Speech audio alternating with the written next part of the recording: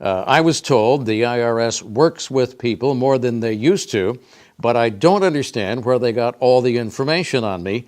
I haven't filed for a couple of years. Now we're getting to the issue here. And before that, I only showed income I thought they would know about, but they, that'd be the IRS, say I owe thousands and thousands. How do they know about income I never reported? How can I get out of this? I don't know what to do. That's an interesting question and touches on a variety of issues. First of all, as far as the IRS knowing information about a taxpayer, where their sources of income are, anybody who pays somebody and issues a 1099 or a W-2, a copy of that 1099 or W-2 is going right to the IRS, so they know about that. Another way the IRS can find out about what type of income a taxpayer has is they can subpoena summons bank records, and the bank, if the person's depositing a lot of money into their checking account, the IRS is going to ask, where did this come from and why is it not reported as income on your tax return? The third way the IRS can determine how much money somebody's making is by doing something called an indirect audit, where the IRS figures out how much it costs the taxpayer to live in a year, and then they would attribute that amount of income to it. I had a case where the taxpayer was receiving hundreds of thousands of dollars from a multitude of countries into his personal account.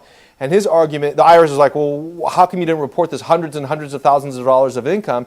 His argument was, well, you know, I'm a foreign national but a resident of the United States, and my relatives are giving me their money because the United States is a safe place to park money, whereas many of the countries where the money came from were unstable, didn't have safe places to save money.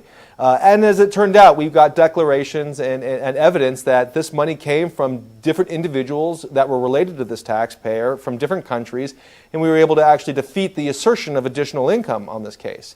But what this taxpayer needs to do is make sure that the missing returns are filed, and as far as the assertion that the IRS is making that he made more money than it was reported, there's going to be an audit report. The IRS just can't make blind assertions. They write down why they believe more money was reported than showed up on the tax return. So when we find out how the IRS made that determination, we can go back and undo it if it's incorrect. If it is correct, well, then this taxpayer got caught not being honest on a tax return, and they're going to have to and they're going to owe the additional tax due.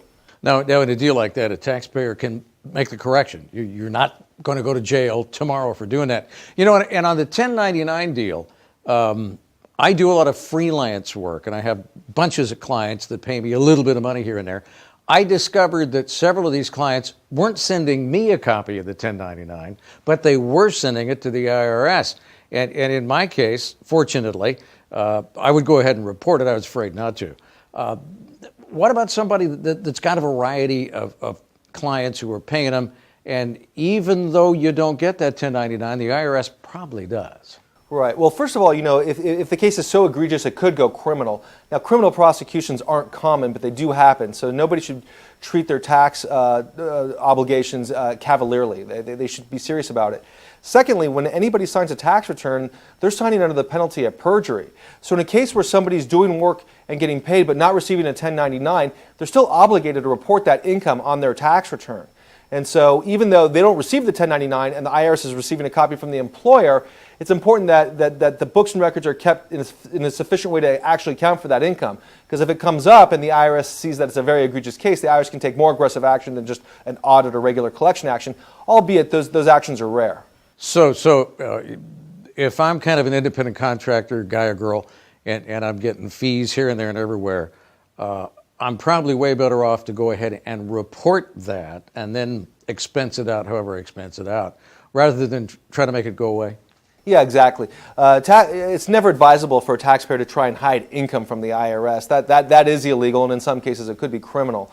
The best thing, my philosophy and the philosophy of my office is, you know, we're operating on a glass table. We want to disclose everything to the IRS as far as income and expenses. Now, if we have a dispute with the IRS as to the classification of the income or the classification of expenses, then we'll have that dispute. But we haven't withheld any information from the IRS.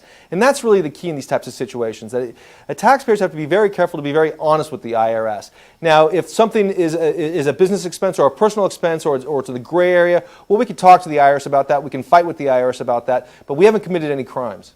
Well, you know, and I know, Sam, that you deal with some cases that are in the millions and millions and millions, the big giant money deals.